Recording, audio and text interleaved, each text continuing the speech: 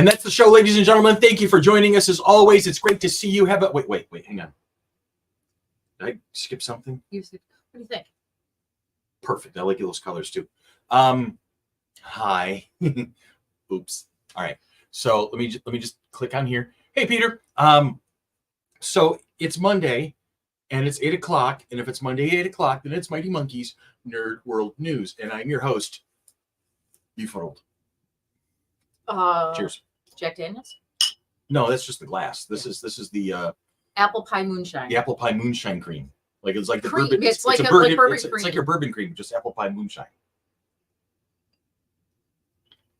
That's kind of. This is what the local news, or the latest news, has done to us. We're drinking on the air again. This happens. The latest news doesn't necessarily make us drink on the air. It just helps. How are you? My favorite co-host of all time. I'm actually not too bad. I'm proceeding to check out in Amazon. However, I have to change delivery address. Yes, you do, because... Oh, there it is. There you go. All right, so we're going to jump into it, friends and family. Hang on. Wait. Boom. What? Did you do that? Is that a you thing? That's a me thing. No graphics, no spoilers, just okay. I have taught you well, Padawan. That's phenomenal. So I don't have to really mess around with that. That's great. Okay. Well, you said that you didn't want any spoilers, and I said there was no spoilers. There's no spoilers so in there. Therefore, I said there's going to be no graphics. So you recognize this one, Andy? Anyway. So something about a mark with a mouth. I thought I would class the joint up a little bit today. Hence, we're sipping from actual glasses. Cheers. We're going to cheers everything. To your health. And this might be better than the bourbon cream. Yep. I don't know. So, Peter, we're going to talk about Acolyte if you want to in a little bit. But first things first, let's get through the news. Marvel Studios issues Deadpool and Wolverine spoiler, sort of. Oh, spoiler warning, sort of. Okay. The Merc with a mouth is breaking the fourth wall to issue a spoiler warning, but it's not that kind of spoiler alert. They want you to go buy tickets and see the only MCU release of 2024 sooner than later. The Ryan Reynolds and Hugh Jackman fronted Deadpool and Wolverine film, which hits theaters this week. The R-rated Marvel Studios movie dropped a final trailer and a new 30-second TV spot confirming the return of a fan favorite MCU character. Now, we're not going to spoil it for the audience, so you're going to go watch the trailer if you're curious to see what's going on. And after issuing similar warnings ahead of the 2019 spoiler-filled Avengers Endgame and 2021's Spider-Man No Way Home, which stars Tom Holland, the ultimate spoiler, Marvel is encouraging fans to go see the movie ASAP before even more Deadpool and Wolverine spoilers are, spoiled. So go see the movie first before it gets spoiled for you. Marvel Studios warns in the teaser, followed by an advisory urging fans to get advance tickets before they're gone. Now, we're gaming this Friday, aren't we? We're gaming this Friday. Is the gaming group, are we going to see the movie this weekend, though? Or is that something that's going to happen? We didn't say anything about going to see. I will get a conversation thread going after the show because I'm not going to do it during the show. We have friends already with us. But it would have been, yes, that would be the thing to do, considering I'm figuring, well, if we're gaming on Friday, we're not going to be able to see the movie. Saturday, I've got appointments all day long. Can't see the movie on Saturday. Sunday, we're gaming in the afternoon. Can't see it Sunday. So we're looking at potentially next Friday is the earliest. We can all go Saturday night. I'm gaming in home. No, you're not. You don't have to. You can say, you know what? This is a once-in-a-lifetime event. I'm going to this. Can I tell you how many times I've canceled a Saturday night for FC3 stuff? It's just Mark. He's going to play with himself anyway. He's the star of the show. Have you been listening to Sean? I've been listening to all of you. And I love you, Mark. I'm just letting you know that now, son. I'm just going to go pick on you because I'm a friend. So, and Andy, you are correct. Alcohol, the cause and solution to most of life's problems. You want me to get the jar? No. This stuff's dangerous. I think I'm good with this one glass. And this is a lot more than what I would have had. Now, what I have to do is go to Nashville's and get some of that apple pie moonshine that was at my buddy's wedding. Mm-hmm. Because that was good. That with a dose of vanilla ice cream. Ooh, Yikes! Little That's a caramel syrup milkshake. on the ice cream. That's a milkshake. That'll bring all the Oh. boys to the yard. Oh my God. So on Friday, my coworker and I went to Jitters for lunch. Yes. You mentioned. And I got a salad and he got a taco bomber or whatever. And then he got a milkshake. So we came back and my boss is like, oh, where'd you guys go? We're like, oh, we went to Jitters, blah, blah, blah, blah, blah. And she's like, oh, I've heard about that, but I haven't gone down there yet.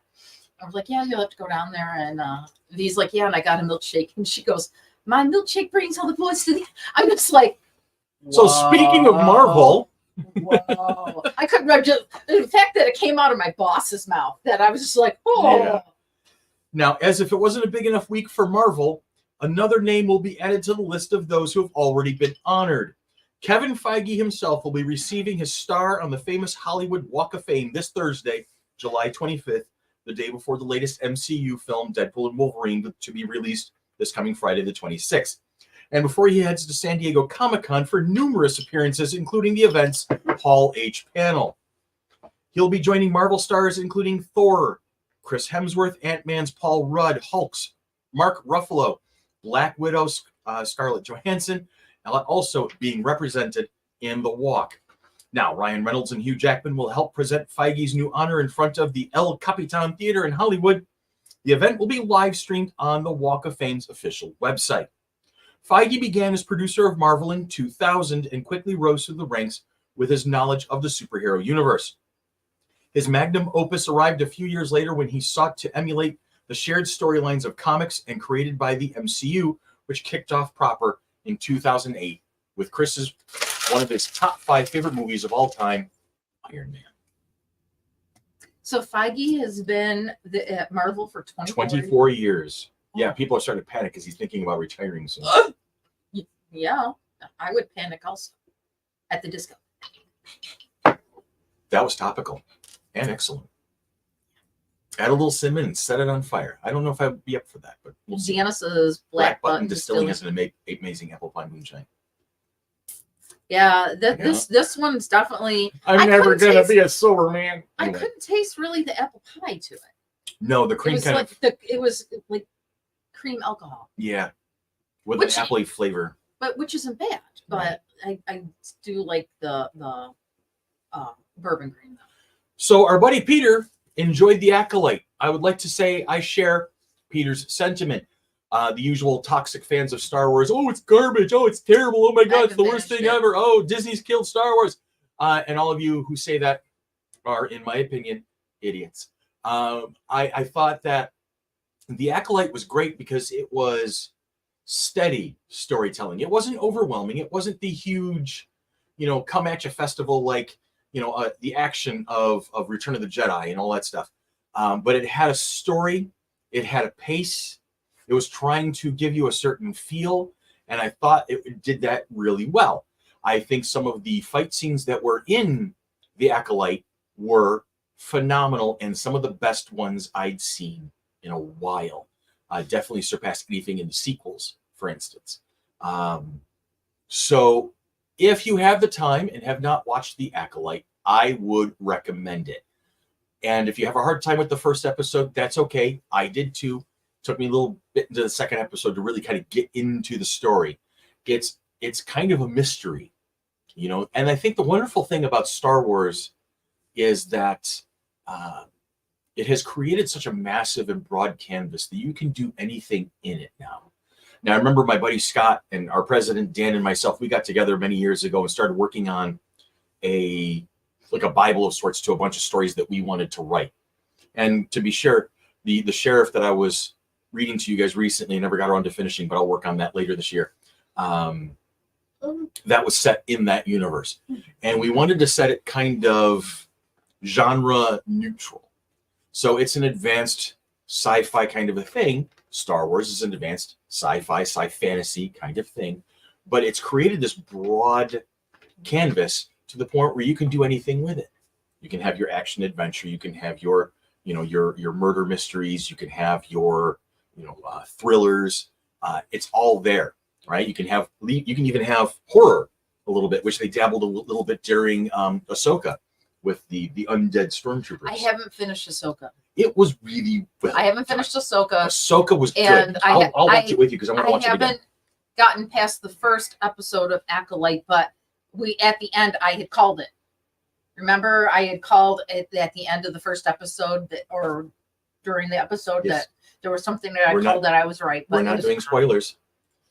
And Jason is more of a Trekker, and Jason, that's okay. That is fantastic because I too love Star Trek. Now, Star Wars and Star Trek are pretty much on even footing in my book, and then there's Doctor Who. But anyway, which I'm rewatching now. I'm in the David Tennant one. I think I just finished Girl in the Fireplace. Okay, that was a great episode. Mm-hmm. Such joy as you watch him make this connection with Madame de Pompadour, but then the heartbreak at the end. It's so palpable.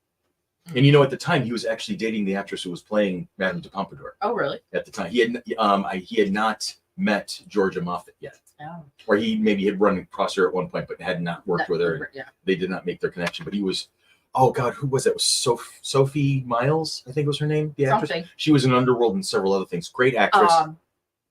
But it was funny because I was watching the one in the high school. Oh, School Reunion. That had Elizabeth Sladen. And it had Anthony Head in it.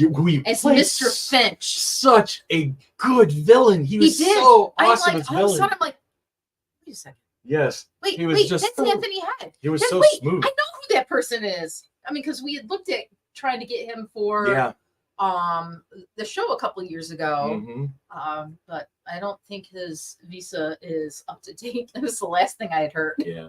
I mean, it was just in the repartee between him and David in those scenes at the pool. They were just so, it was just so good. I'm gonna have to watch School Reunion again just to see that, and to see David Tennant playing off Elizabeth Sladen, because that's just fun. That was David Tennant playing. That's Sarah Jane. Sarah Jane Smith, right? And Rebuilt K9. Yes, Jason. That reminds me of my favorite anecdote from a convention ever, and you can find the YouTube clip. Do try the chips. Do try the chips. Where Peter Davison and Sylvester McCoy are on the Q&A panel, and somebody yells out the question, "What is the strangest gift a fan has ever given you?" And Sylvester and Peter are like, they're caught. They're kind of thinking about it. They're like, "Huh, that's interesting." And they're kind of chuckling because they're trying to go through all the weird stuff. And then somebody shouts out, "A granddaughter!" And Peter lost it. He just goes down at the table like and you can see his shoulders shaking.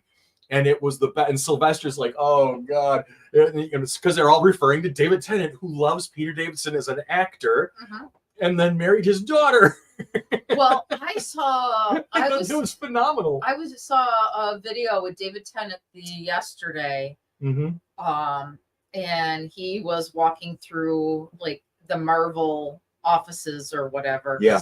Because he works for Marvel. I work for Marvel. I work for Marvel, and he goes, and I was geeking out because of people that were here in regards to Marvel. I was geeking out, and they were geeking out at me for being whatever, and we were geeking out together. It was the geekiest of geeks. That's amazing. That's the energy. I love that energy. I'm laughing hysterical.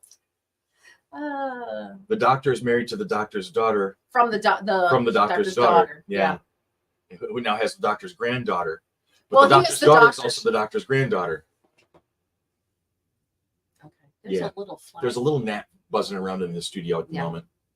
So friends and family, boys and girls, dudes and dudettes, and all points in between, and that includes you, Andy. We are going to present some information to you, that which you are familiar with already, but just in case you might have missed it. They might have missed it. The Flower City Comic-Con. Coming at you like a spider monkey, September 13th, 14th, and 15th of 2024 at the Total Sports Experience in Gates. 54 days away. 54 days away. Give or take some hours. Joining us there will be none other than the amazing Ken Wheaton, artist, conventioneer, all about town and master of folk dancing, and the author. Yeah, well, it's a mutual kind of, it's a universal type of application. But anyway, has created the second annual program for FC3 that features a comic for Simi, her continued adventures. With Ken will be cousin Susan Harris from Ireland, with the latest of her works, the latest of her books, the latest of her laughs, the latest of her tolerating Mel, because we all love Mel. who also will be joining us as cosplayer extraordinaire. Melanie Muses, with all of her antics and all of her musers coming in from out of town to join in, because that is always a good time. And with Melanie, will be joining us for the first time from the Great White North, Northern Belle Rogue, who is a cosplayer, but she'll also be one of our judges. Is this from like A Long Kiss Goodnight? No, Resident Evil. Oh, okay. Yeah. But it kind of... It's Rogue, who she got her name from, Catwoman, Alice from Resident Evil, and then her gender bent Jason with the Rogue, with the X-Men Rogue jacket there.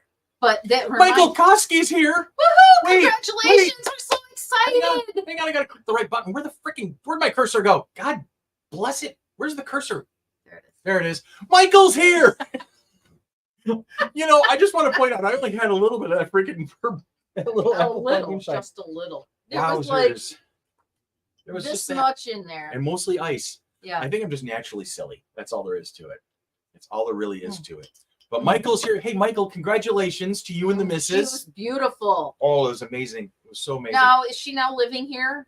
So yes, let us know. I believe that she was going to be living in Georgia with him. And also, will she be so ever... who cares about Michael? Just send Vicky our way. We need to get the two of them up here to visit soon, because we miss those guys. Or we need to go down to Georgia and visit them. The devil went down to Georgia. I have been called Stranger Things. Stop that. That's a TV show. Yes, I know. Okay. Yes. All right. I'm going to try and get back on track. No. It's not going to work. Not quite yet, but we're working on it. Oh, good. Got it. Very good. All right. So where was I? Oh, yes. This gorgeous woman, Nakia Burris, Power Ranger, Danger Force, producer, writer, and movie maker extraordinaire, will be joining us for her second visit to Rochester, New York.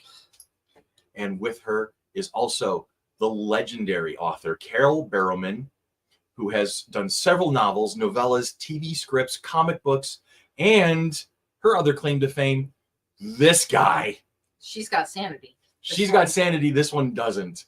The man himself, Barrowman. Oh my God. I had a dream the other day that he drove me somewhere. Not crazy, but took me in a car someplace, somewhere, and dropped me off there. And I have no idea where we were.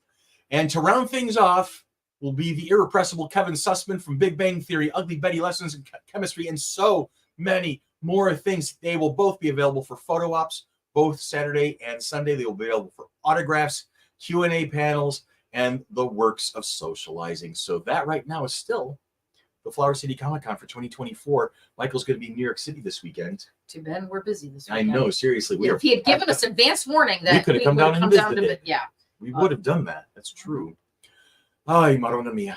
It's been a long week already, and it's only Monday. What? No kidding. What's going on? I don't get it. Yeah, I don't know when the next time we're comic chicking is. I was about to ask you that question too. We've both been really busy with stuff. So yeah. Now, did you say anything in the blurb about me wanting to talk about tabletop stuff? I did not. You did not? Because I want to talk about something about tabletop stuff, because this is bothering me. This has caught my attention. Over the past year and a half or so, Hasbro, which is the parent company, Wizards of the Coast, which is the current holder of one of my favorite games, Dungeons and Dragons. All right. Now, they've really been stepping in it. They've been really making it clear that profit over quality, profit over community, and they the whole thing with the open game license that they kind of like tried to throw out the window, much to the dismay of all third-party creators and the community itself. That didn't work. It didn't work. They pulled back.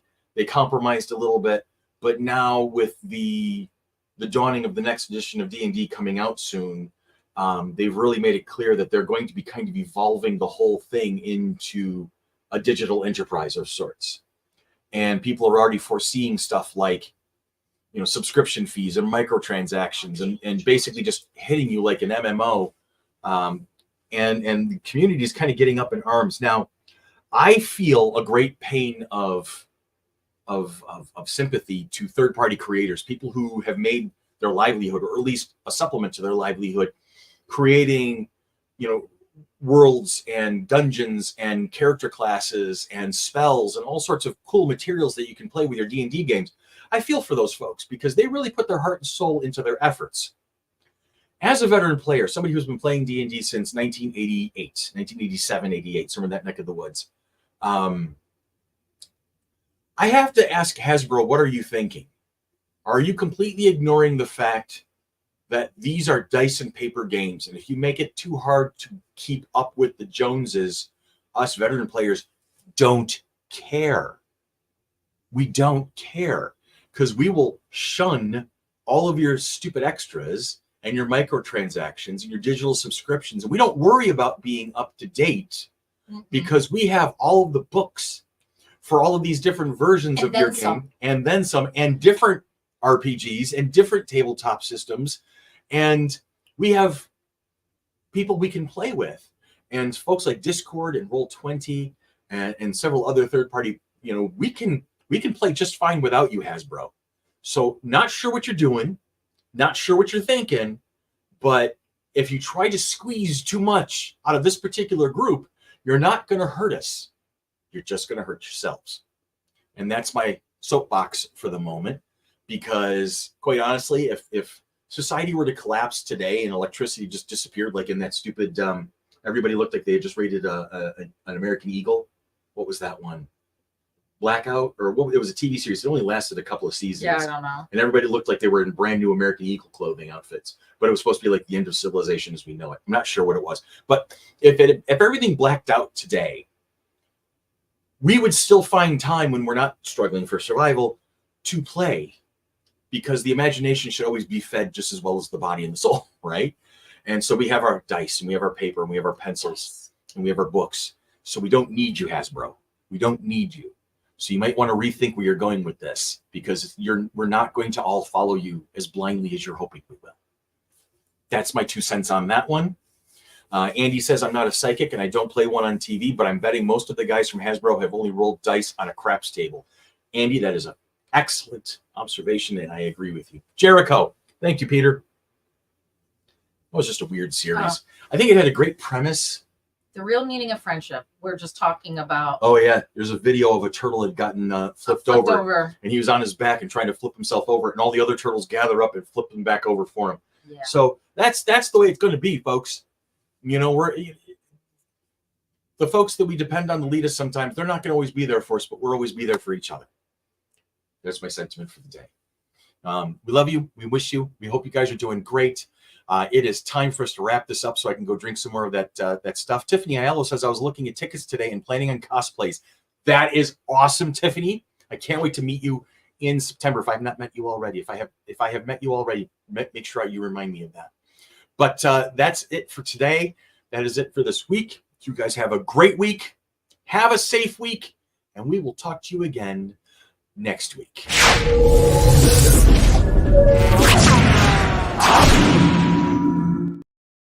Roll initiative, bitches!